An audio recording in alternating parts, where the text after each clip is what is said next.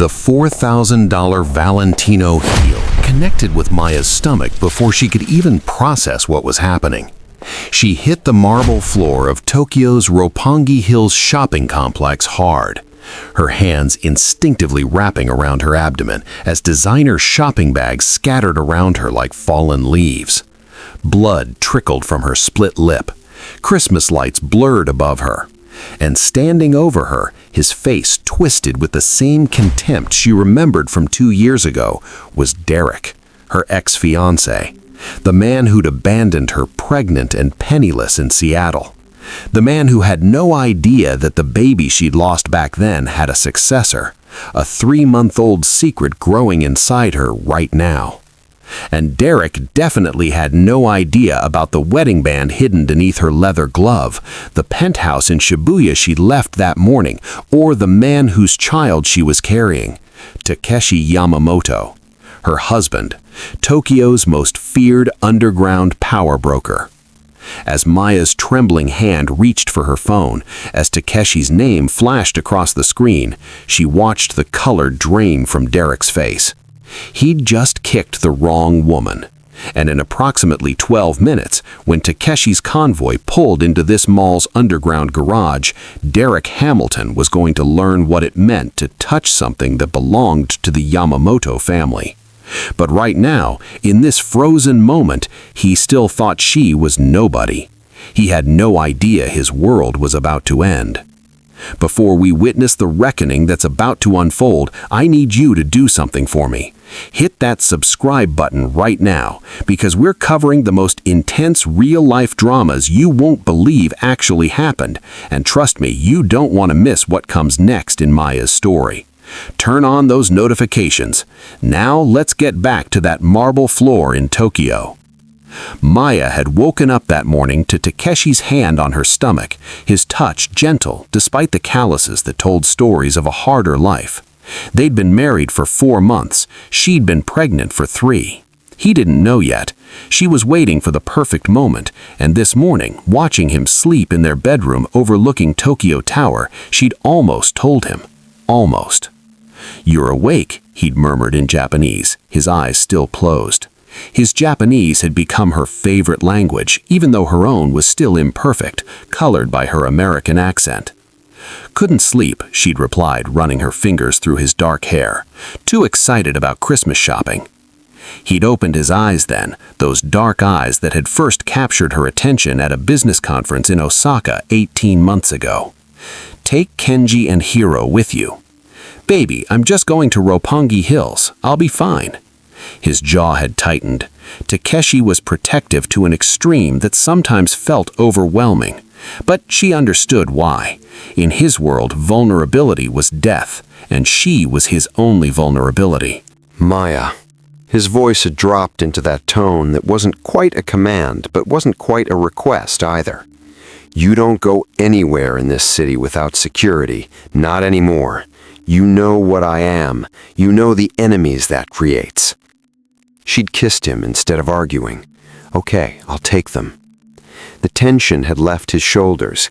He'd pulled her closer, his hand still resting on her stomach, and she'd wondered what he'd do when he found out, if he'd be happy, terrified, both. "I have meetings until 6, he'd said, "but tonight I'm taking you somewhere special." "Where?" "If I told you, it wouldn't be special." That smile, dangerous and devastating. "Wear the black dress, the one with the back that makes me forget we have dinner reservations." She'd laughed.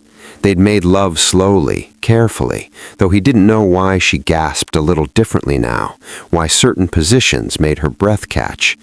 And then he'd left her in their penthouse, surrounded by luxury she still couldn't quite believe was real, carrying a secret that would change everything.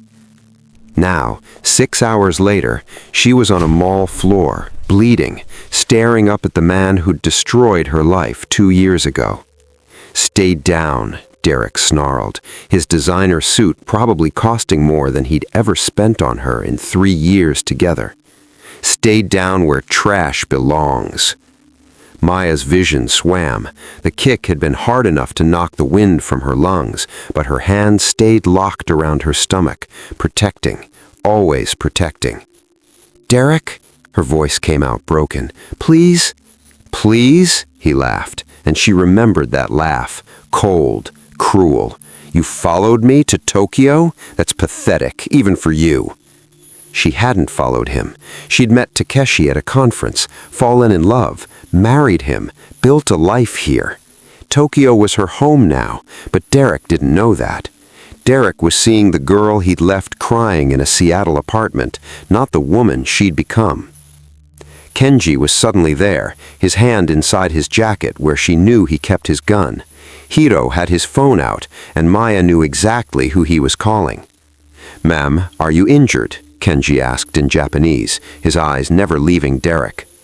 Derek barely glanced at them. "What, you hired some Japanese bodyguards to make yourself feel important? How much are you paying these guys to pretend you matter?" "Sir, step back," Kenji said in heavily accented English, his voice deadly calm. "Or what?" Derek moved forward aggressively. It happened in seconds. Derek shoved Kenji, trying to get to Maya. In the chaos, his hand connected with her shoulder, hard enough to send her stumbling backward into a display. She cried out, her hand still wrapped around her stomach as she hit the ground again. The entire mall went silent. Maya looked up through tears at Derek, standing over her, his face flushed with rage and entitlement. And she saw the moment Hiro's phone call connected, saw Kenji's expression shift from protective to absolutely terrified, not for himself, for what was coming. Her phone was ringing, Takeshi's name on the screen. Her hands shook as she answered. "Maya," his voice was eerily calm, too calm. "Are you hurt?" "I'm okay, just a scratch." "Don't lie to me. Are you hurt?" "My lip is bleeding. I fell, but I'm fine, really." "Who touched you?" She closed her eyes, the secret she'd been holding pressed against her ribs like a physical weight. "My ex-fiancé, Derek, but it's fine. Security has him." Silence. Then, in a voice carved from ice, "Put Hiro on the phone." She handed the phone over with trembling hands, watched Hiro's face go pale as he listened to whatever Takeshi was saying.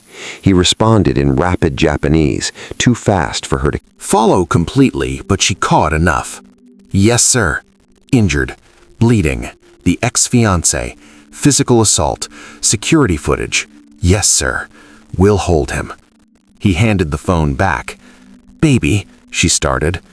"I'm 8 minutes away." His voice promised violence. "Don't let him leave. If mall security tries to release him, tell them who you are. Use my name." "Takeshi, please don't do anything." "He put his hands on you. He made you bleed. There is no universe in which that man walks away without understanding his mistake." The line went dead. Maya looked at Kenji, who had Derek face down on the marble now, his arm twisted behind his back. At Hiro, who'd positioned himself between her and everyone else. At the crowd of shoppers with their phones out, recording, whispering. At Derek's girlfriend screaming about lawsuits and assault. And she felt cold certainty settle in her chest. Derek had no idea what he'd just done. No idea who she was now. No idea about the child she carried, or the man who'd claimed her as his own. Mall security arrived, trying to sort through the chaos. They separated everyone, took her to a private office, had a medic clean her split lip, the scrape on her elbow. Kenji stood guard at the door, his expression grim. "Ma'am," he said quietly in Japanese, "Yamamoto-san is going to be very angry." "I know. Not at you, never at you, but what he does when he arrives." Kenji trailed off. "Perhaps you should not watch." But she couldn't leave, wouldn't leave. This was her past colliding with her present, and she needed to see it through. Through the office window, she could see Derek in another room, pacing, gesturing, his girlfriend beside him. He had annoyed, inconvenienced. He had no idea. Then, Takeshi arrived. She felt his presence before she saw him. The mall security supervisor's radio crackled, his face went white, and suddenly everyone was standing straighter, moving faster. The door opened. Takeshi walked in, still in his business suit, but there was nothing civilized about him now. 6 of his men followed, all armed, all wearing the same lethal expression. He crossed to her in 3 strides, his hands cupping her face with devastating gentleness. His eyes traveled over her split lip, the bandage on her elbow, and when he looked at her again, she saw murder. "Tell me exactly what happened," he said in Japanese, his voice barely above a whisper. She told him everything. Seattle, the abandonment, the first pregnancy, the miscarriage, finding Derek today, the kick, the shove. Takeshi's hands trembled against her face. "You were pregnant before?" "Yes." "You lost a child because of him?" "Yes." Something shifted in his expression, something dark and absolute. "Where is he?" "Takeshi, what are you going to do?" He switched to English, his accent thick but clear. "I am going to make sure he never touches you again, that he never even thinks your name without fear." "He's not worth it." "You are worth everything." He pulled back, his eyes searching hers. "Why didn't you tell me about him, about what he did to you?" "Because I wanted to forget, because I thought I had moved on, because you gave me a new life, and I didn't want the old one to touch it." His jaw clenched. "Show me which room." Maya stood, her hand instinctively going to her stomach. The movement was unconscious, protective, and Takeshi saw it. His eyes dropped to where her hand rested, then back to her face. She watched comprehension start to dawn. "Maya." "Later," she whispered. "Please, let's deal with this first, then we'll talk." He stared at her for a long moment, then nodded once. "Stay here. This won't take long." He walked out, his men following. Maya moved to the window despite Kenji's protest. She had to see, had to witness Derek finally understanding what he'd lost, what he'd destroyed, what he'd just threatened. Takeshi entered the room where Derek waited. Derek looked up, annoyed, then dismissive. "About time. I want to file charges against that crazy woman and her thugs." Takeshi didn't respond, just looked at him with those dark, cold eyes. "Who are you?" Derek demanded. "Mall management? Because I'm going to sue this entire—" Takeshi moved. One moment he was standing still. The next, Derek was lifted off his feet by his throat, slammed against the wall hard enough to crack the plaster. His girlfriend screamed. Security guards stepped back. "My name," Takeshi said in perfect English, his voice deadly calm, "is Takeshi Yamamoto. The woman you just assaulted is my wife. Do you understand what that means?" He dropped Derek, who collapsed, gasping. "I didn't know. I swear I didn't know she was married." "You think I care about a legal document?" Takeshi's smile was terrifying. "I'm angry because you destroyed her years before I found her, because you left her pregnant and homeless, because you caused her to lose a child, because today you put your hands on her in violence." Derek's face went white. "She told you that? She's lying. She's crazy. She probably—" Takeshi kicked him in the ribs, hard. The sound of bone cracking echoed through the room. "Let me educate you on how my world works," Takeshi said, crouching beside Derek's writhing form. "I control this city in ways you cannot comprehend. I own businesses, politicians, police. I have men who would die for me without question. And that woman you kicked? She's the only thing in this world I value more than my own life." He grabbed Derek's hair, forcing his head up. "So when you pushed her, when you made her bleed, when you threatened the mother of my child, you signed your own fate. Do you understand?" Maya's hand went to her stomach again. He knew. Somehow he knew. "Please," Derek whimpered. "I'm sorry. I'll apologize. I'll do anything." "Your apology means nothing," Takeshi released him with disgust. "Here's what's going to happen. You're going to issue a public apology to my wife for what you did to her in Seattle and what you did today. You're going to pay full restitution for everything you stole from her. And you're going to leave Tokyo within 24 hours and never return. If you come within 1,000 miles of my wife again, I will consider it an act of war. And if I refuse? Then I'll have you arrested for assault. I have security footage, witnesses, and excellent lawyers. You will spend the next 5 years in a Japanese prison, and I promise you, my reach extends behind those walls."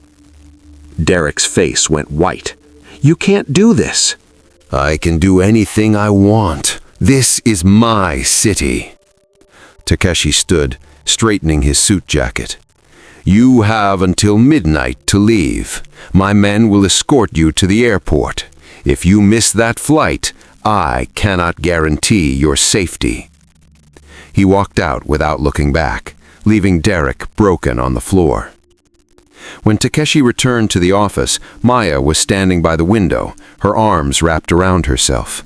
He closed the door, dismissed everyone else, and they were alone. "How long?"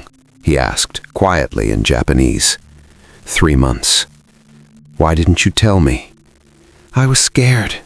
The first time I lost the baby because of stress and poverty and trauma.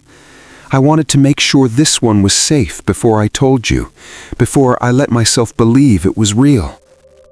He crossed to her, his hands gentle on her face again. "You thought I would be anything but happy? I thought you might be worried. Your world is dangerous. Bringing a child into it is the greatest gift you could give me." His voice broke. "Maya, I love you. I want this baby. I want everything with you." She started crying then, all the fear and relief and emotion flooding out. "I was going to tell you tonight. I had this whole plan. I was going to give you a gift at dinner, and inside would be the ultrasound picture and—" He kissed her, deep and thorough and full of promise. "We'll still do that. We'll still have that moment. But first, I need you to see a doctor. Make sure you're okay. Make sure the baby is okay." "The baby is fine. I'm fine." "Humor me." He pulled out his phone, made a call, spoke rapid Japanese. "My personal physician will meet us at home in an hour. Until then, we're leaving this place." He picked her up carefully, carrying her out of the office. His men formed a protective circle, and Maya let herself rest against his chest, feeling safe for the first time since seeing Derek. As they left the mall, she saw police arriving, saw Derek being loaded into an ambulance, his girlfriend hysterical, saw cameras and reporters and chaos, but none of it touched her. Takeshi's arms were a fortress. In the car, heading back to Shibuya, Takeshi held her hand, his thumb tracing circles on her palm. "Tell me about the first pregnancy," he said softly. "Tell me everything." So she did. The whole story. How Derek had pretended to be happy when she told him. How he'd stayed just long enough for her to buy baby things, to paint a nursery, to believe they'd be a family. How she'd come home from work one day to find everything valuable gone, her bank account emptied, and a note saying he couldn't be trapped by a desperate woman. "I lost my apartment, lost my jobs. I lived in my car for 3 weeks. I tried to eat, tried to stay healthy, but I had nothing. No money, no family, no help. And then one morning there was blood everywhere, and I knew." Takeshi's grip on her hand tightened. "Did you go to a hospital?" "A charity clinic. They confirmed what I already knew. I'd lost the baby from stress and malnutrition. They gave me information about social services, but I couldn't process it. I just wanted to disappear." "But you didn't." "No, I got angry instead. I spent a year rebuilding, working 3 jobs, saving every penny. I applied for teaching positions overseas because I wanted to escape everything that reminded me of that life. And Tokyo offered me a position, so I came here. I was supposed to teach English at an international school. And then you met me. And then I met you at that awful networking conference where I didn't know anyone and felt completely out of place. And you walked up to me and asked in terrible English if I was as bored as you were. He smiled. My English is much better now. Because I've been teaching you. She squeezed his hand. You saved me, Takeshi. You gave me a life I never dreamed possible. You saved yourself, he said seriously. You survived. You rebuilt. You came to a foreign country alone and started over. I just recognized what everyone else was too blind to see. You're the strongest person I've ever met. At their penthouse, Dr. Sato was waiting. She was kind and efficient, checking Maya thoroughly, doing an ultrasound right there in their bedroom. Everything looks perfect, Dr. Sato said in English for Maya's benefit. The baby is healthy, strong heartbeat. You're measuring right at 12 weeks. The fall didn't cause any damage, but you'll be sore for a few days. Takeshi's relief was visible. He thanked Dr. Sato profusely, then turned to the ultrasound screen. That's our baby? That's our baby. He stared at the tiny form on the screen, and Maya watched emotions play across his face. Wonder, fear, joy, love.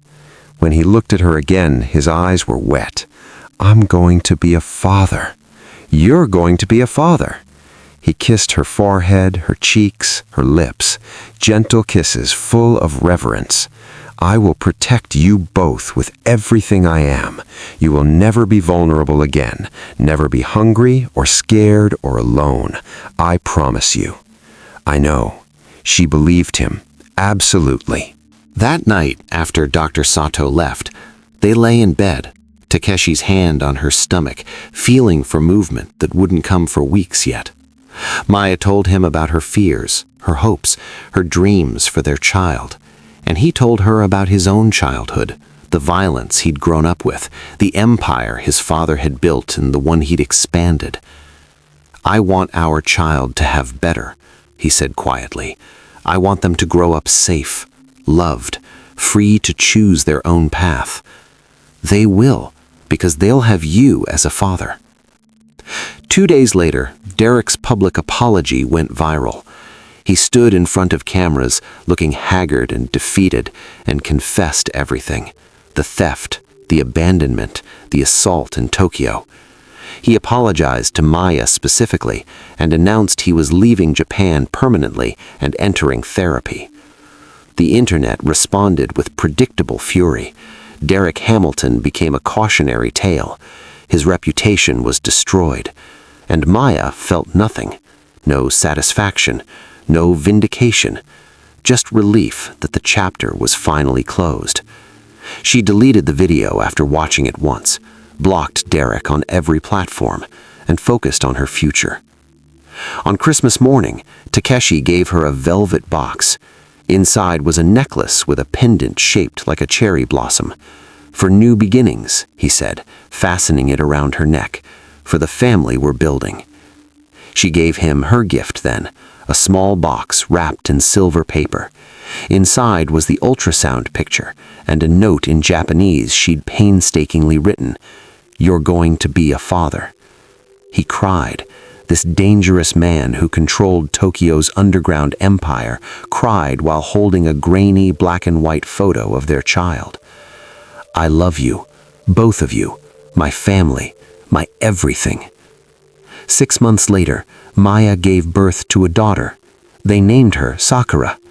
She had Takeshi's dark eyes and Maya's smile, and from the moment she entered the world, she was loved beyond measure. Derek never returned to Tokyo. Maya heard through mutual friends that he'd moved to Australia, started over with a new name. She didn't care. That life was gone. She had everything that mattered, here. On their daughter's first birthday, Maya stood in their Shibuya penthouse watching Takeshi hold Sakura, singing to her in Japanese. And she thought about the journey that brought her here.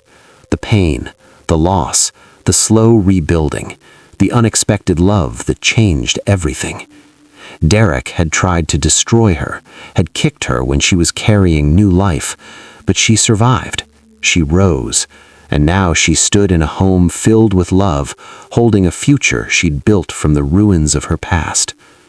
Takeshi looked up, caught her watching, and smiled. "What are you thinking about?" "How far we've come. How lucky I am." "I'm the lucky one." He kissed Sakura's head, then crossed to Maya, pulling her into their embrace. "You gave me everything. A home, a family, a reason to be better than what I was." We gave each other everything. And as they stood there, the three of them wrapped in evening light filtering through Tokyo windows, Maya knew that some stories that begin in pain end in perfect, unexpected joy. Derek was her past, but Takeshi and Sakura were her future, and it was more beautiful than anything she'd ever dared to dream.